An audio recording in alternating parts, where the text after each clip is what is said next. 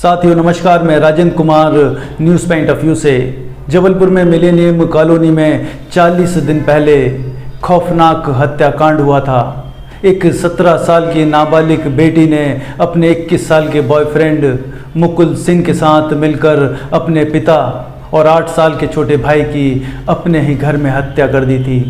और आश्चर्य की बात यह है कि दोनों पिछले 40 से 45 दिनों से फरार हैं और पुलिस की पकड़ से बाहर हैं। एक 21 साल का लड़का इतना विभत्स कांड करके कैसे विशालकाय पुलिस महकमे के हत्थे नहीं चढ़ रहा। 5 राज्यों की पुलिस उसके पीछे लगी है। 17 और 21 साल के लड़का लड़की पुलिस को चकमा देते हुए अब बांग्लादेश और नेपाल बॉर्डर पर पहुंच गए हैं। लड़का और लड़की दोनों की पिछले 40 दिनों में गोवा, बेंगलोर, महाराष्ट्र, पश्चिम बंगाल में लोकेशन मिल चुकी है। लड़का एटीएम से पैसे निकाल रहा है, लड़की भी घर से सोने के जेवर लेके गई है।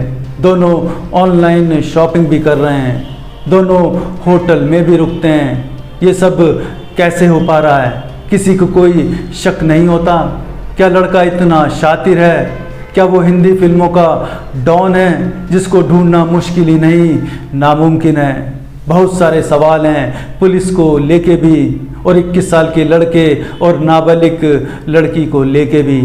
21 और 17 साल कच्ची उम्र होती है।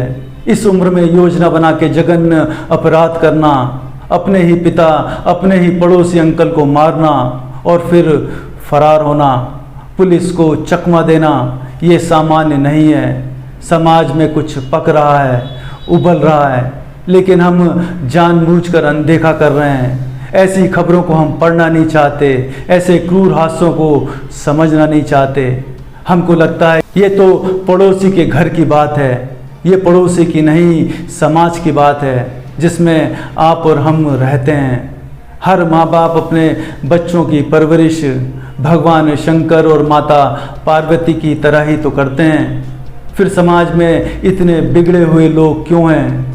भ्रष्टाचारी क्यों हैं? बेईमान क्यों हैं? बलात्कारी क्यों हैं? हत्यारे क्यों हैं? कभी सोचा आपने कहाँ कमी है? क्या माँ बाप जीवन को समझते हैं? बोध से जीना क्या है, समझ से जीना क्या है? अगर माँ बाप ही बेहोशी में जिएंगे तो बच्चे कैसे होश में जिएंगे? क्या हमारे समाज में रिश्वतखोरी, बेईमानी को बुरा माना जाता है? ऊपरी कमाई करना तो समृद्धि मानी जाती है। ये सब देख देख के ही तो बच्चा बड़ा होता है। तो बच्चा क्या विवेकानंद की तरह होश और बोझ से जिएगा और पूरी दुनिया को होश में लाने का प्रयास करेगा? हमारे घर की लड़कियां क्या देख देख के बड़ी होती हैं? इसकी शादी हो रही है, उसके साथ उसका टाँका भिड़ा है, वो उसके साथ भाग गई। माँ बाप रिश्तेदार यही सुनते रहते हैं कि लड़की बड़ी हो गई, अब इसको विदा करो। हमारा पूरा समाज शरीर केंद्रित है, ना तो मन से कोई लेना देना है, ना आत्मा से, ना बोध से, ना गीता से, ना वेद से, ना अच्छी पुस्तकों से। सिर्फ क्या है जीवन का लक्ष्य? लड़की की थोड़ी बहुत पढ़ाई करवा दो और किसी के साथ भी शादी कर दो, बच्चे पैदा करवा दो। बस जिंदगी का यही अर्थ समझ रखा है। इसलिए तो 17 साल की लड़की एक पुरुष शरीर के साथ भाग गई। इसके लिए बाप भाई को भी रास्ते से हटाना पड़ा तो हटा दिया।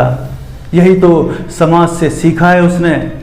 समाज मतलब हमारा परिवार, जिसमें बेईमानों को इज्जत दी जाती है, पैसे वाले मूर्ख रिश्वतखोरों को सम्मान दिया जाता है।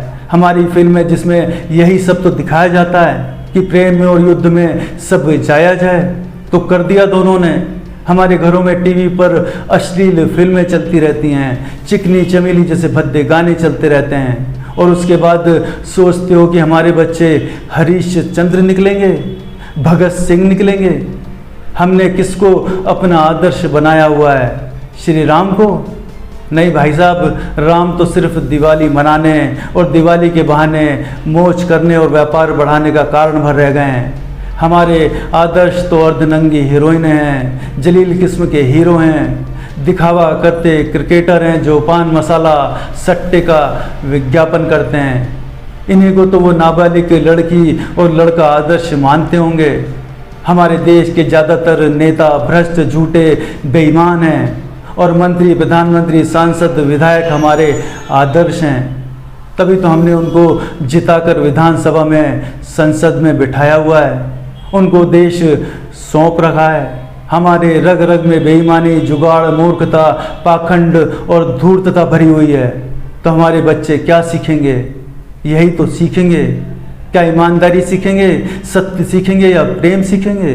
पाखंड से, कुरीतियों से, परंपराओं से भरा देश, जहाँ स्कूल में एडमिशन कराने के लिए रिश्वत लगती है, भगवान के दर्शन के लिए घूस देना पड़ता है, सरकारी काम तो बिना रिश्वत दिए होता ही नहीं, पेंशन चाहिए तो रिश्वत दीजिए, लड़की की शादी करना है तो दहेज रूपी रिश्वत देनी पड़ती है, शमशान में लकड़ी चाहिए तो पैसा देना पड़ता है। हर संस्थान में बेईमान बैठे हैं, इसलिए तो 140 करोड़ का देश हर स्तर पर फिसड्डी है। चाहे खेल हो, टेक्नोलॉजी हो, साइंस हो, महिला सशक्तिकरण हो या शिक्षा हो। इस बेईमान समाज से, बेहोश समाज से, लालची समाज से, भ्रष्ट समाज से तो मुकुल सिंह जैसे अपराधी ही निकलेंगे। ज्ञान, बोध, होश के बिना सिर्फ बंधन, दुख, बेचैनी ही मिलेगी। नमस्कार।